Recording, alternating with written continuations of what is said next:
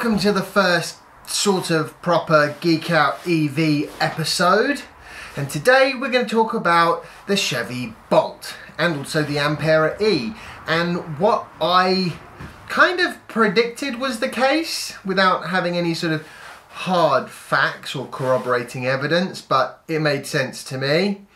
And as it turns out, I was right.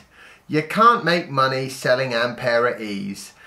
Not if you're Peugeot, and certainly not if you're GM. Which is a bit of a shame for Peugeot, because they were kind of hoping on the Ampera E to be a bit of a leg up for them in terms of electric vehicles, which is a segment that they are kind of woefully lacking in, generally.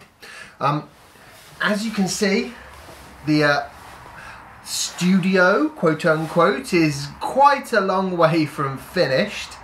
It's barely started. It's also freezing cold and my hands are going blue. So we're going to cut to a bit earlier in the day when I was sitting in a nice warm car. Basically, GM is losing about 10,000 euros per Ampera E, or at least they were. Ouch. And so even when you factor in things like the shipping and the fact that the cars aren't made in Europe, so they attract an import tax, a higher import tax, it doesn't matter. GM's still going to be losing money in the US, and that is actually not any kind of a surprise to me at all. That's the kind of thing that GM can afford to do, and it's the kind of thing that Tesla can't afford to do. And it shows quite clearly what's always been the difference, I think, between Tesla and the rest of the EV manufacturers out there, with the exception of Nissan. And that is, Tesla has really tried to nail down that battery price problem by building scale and a nice efficient workflow where all of the raw materials and all of the production processes are all within one building in one location that's relatively close to where those batteries are going to be assembled into an actual car.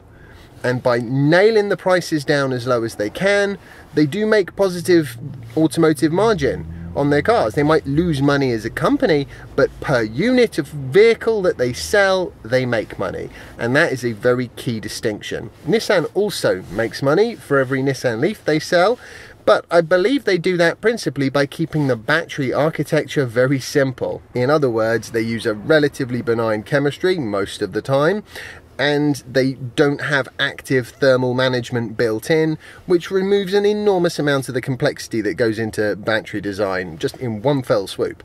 Of course, there are downsides to that, but if people can't make money selling EVs, then although they might sell them for some other reasons, like maybe ZEV credits or mandates or some sort of fleet emissions target that they have to meet, but what they're not going to do is enable those vehicles to be a runaway success, even if otherwise they would be.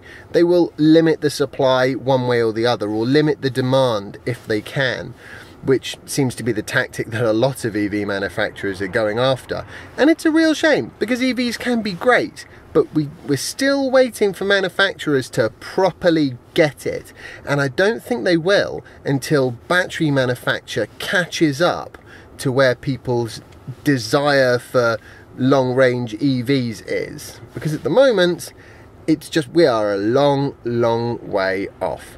And I've read a couple of articles recently actually basically saying the exact same thing, that battery production is almost certainly going to be the primary constraint on adoption of EVs over the next 3 to 5 years, because longer range EVs require bigger batteries and the production just isn't there.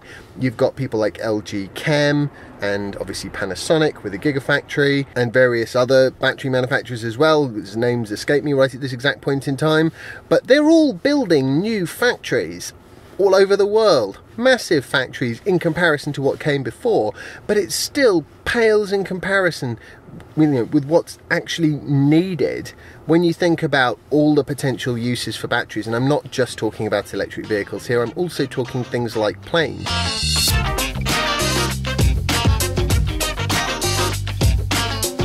If you need megawatt hours worth of batteries, they've got to be produced somewhere. That is a bit down the line, but in the meantime we have millions of cars that will relatively soon require at least some battery, if not a really big one. GM's in a difficult position because they want to compete with the Model 3 and they want to build their brand and show that they are a economic leader.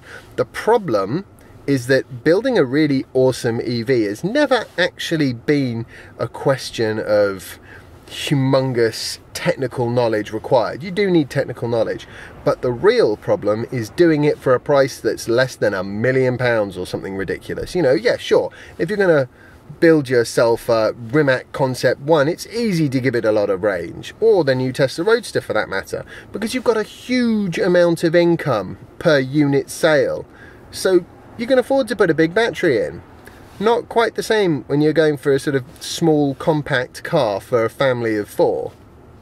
I hope you enjoyed that and found it interesting. This is a bit of an experiment for me, this video, so let me know in the comment section below what you sort of think about the idea of having the more sort of EV focused segments in a separate video. I'm assuming most of the people who are watching this have probably come from my vlog channel, although I guess that might not be the case.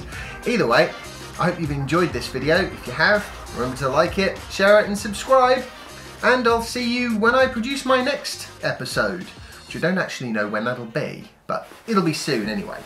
Bye!